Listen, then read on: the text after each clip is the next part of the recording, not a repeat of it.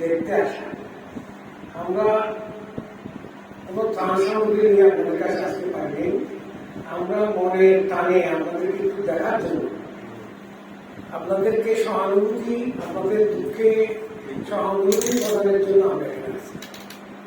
আসার সময় একদম তো মানে কোনো আত্মীয় বাইরে যেতে আগে মিস্ত্রির হাতে নিয়ে আসতে হবে, সেই হিসাবে আমরা কিছু এখানে দেখতে আসলাম, আত্মীয় বাড়িতেও আসলাম, আমাদের এলাকার মানুষকে দেখতে আসলাম, সাথে আপনাদের সাথে সামান্য কিছু উপহার আপনাদের জন্য নিয়ে আসছি।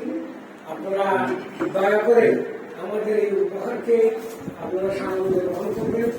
আমাদের ভালোবাসাও আপনাদের ভালোবাসা দেওয়ার জন্য আছে, উপহার দেওয়ার জন্য এখানে আসবেন।